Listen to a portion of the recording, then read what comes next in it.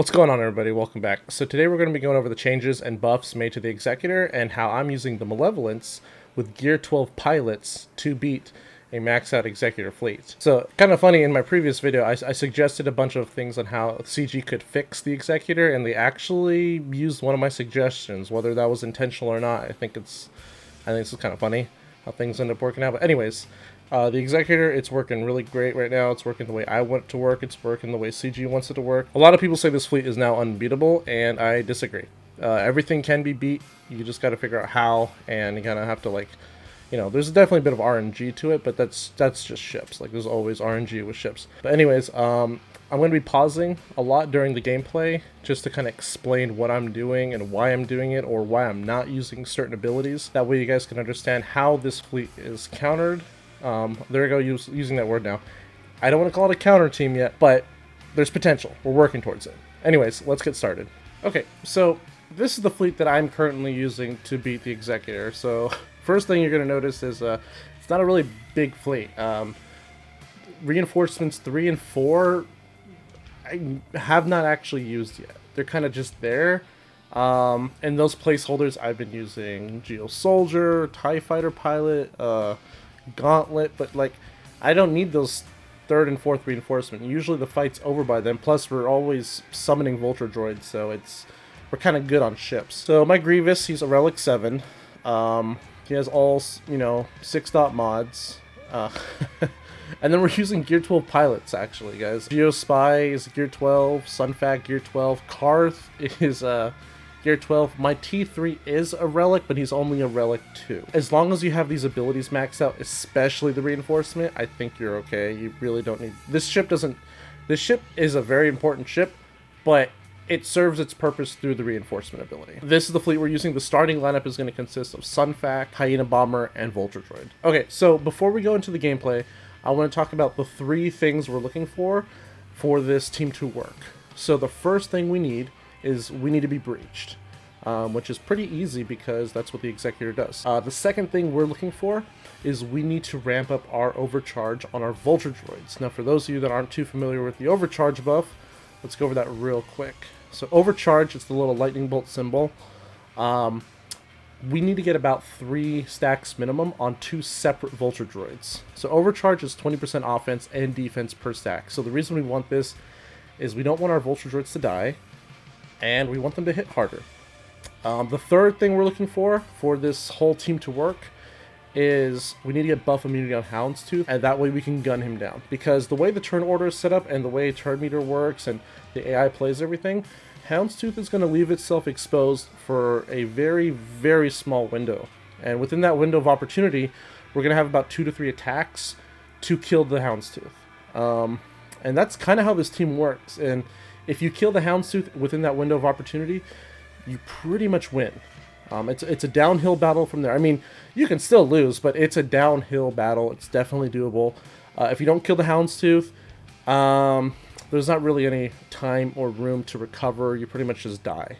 So let's start looking at the gameplay. Again, I'm going to be pausing quite a bit, but I just want to explain everything in immense detail, like why we're using certain abilities, why we're not using this ability.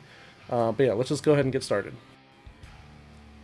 So we're going against one of the typical starting lineups. This also works against the same starting lineup with Xanadu Blood in place of IG-2000, but I'm going to stop it right here. So I want to point out, this is something that the AI is doing really, really well.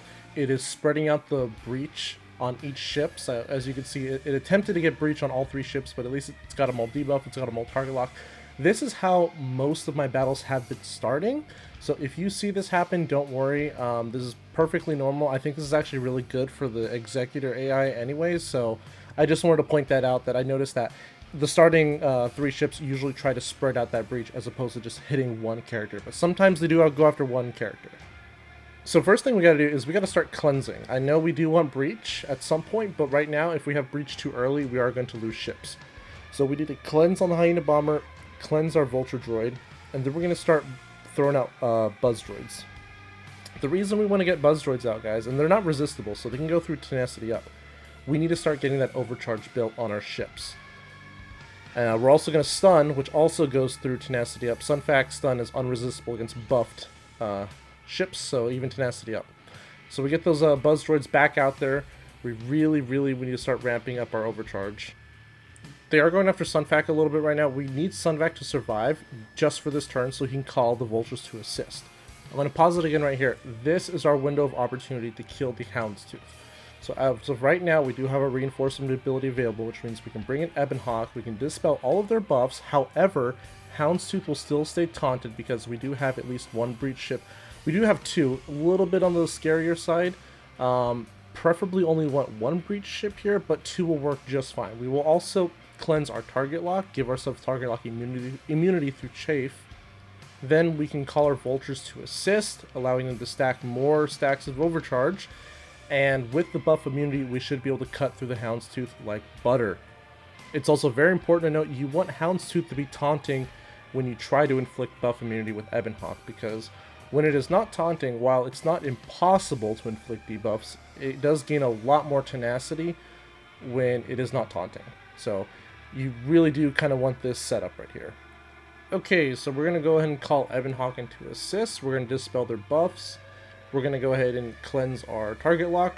And now we're going to inflict that buff immunity. So since Houndstooth is still stunned, he's not going to be able to cleanse himself, which is great. I also want to point out that when we inflicted the buzz droids with our second vulture droid, when Sunfac stunned, we lost one buzz droid.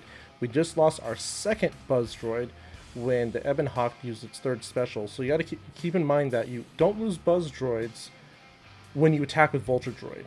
So right here, we're about to attack with our vulture droid. Hopefully the other one assists, that way we can ramp up again. Houndstooth is stunned, so it will not be able to take a turn. It won't be able to cleanse itself, but because it still has that remaining buzz droid, it will go back to 3 at the start of its turn. I also just wanted to point out too, when Ebonhawk comes into as a reinforcement, it inflicts evasion down on the enemy ships, which is really funny how that kind of balances out, because anytime a ship reinforces against the Executor, all of their ships gain evasion up. So we're kind of canceling out that whole evasion thing with the Ebonhawk, which is kind of nice. Okay, so we attack, we get the call to assist, his buzz droids reset to 3, and then we take him out. And then, like I said, guys, from here on out, it's pretty much a downhill battle.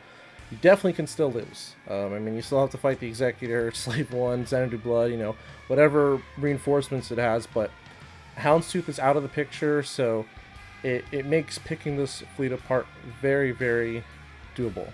You know, they don't even have their contract yet, thanks to Ebonhawk, even though we just missed with it. We're going to lose our Sunfac here in a little bit, but it's totally okay. You know, if you're one-shotting this fleet in Grand Arena, that is definitely a win. Or if you're climbing an arena with using this, that's also a win. And Xanadu Blood comes out, kills our Sunfac. We lose another Vulture droid, but we get it right back. When there's only 2 ships out, I mean, obviously we're gonna use Spy to nuke somebody. So we'll take out Xanadu Blood here real quick. But yeah, guys, I really do think there's a lot of potential here. I think this is definitely one of those counters that the more you practice it, I think the better you're gonna get. Obviously, there's going to be a lot of pending RNG with the starting lineup, with reinforcements, with the way the AI behaves. But for the most part, I think as long as I do, you know, a good solid another week or 2 of testing, I think we can definitely refine and smoothen out some of the edges for this fleet, because it's definitely a budget option in my opinion. You know, I know the Rebels can counter the Executor before the buffs. I don't know if they can after the buffs, but you know, it really required a lot of high relic Rebel characters like Biston and Scarif level Pathfinder, which aren't bad characters, but I mean, you know, it is quite a bit of an investment for a fleet that may or may not still work.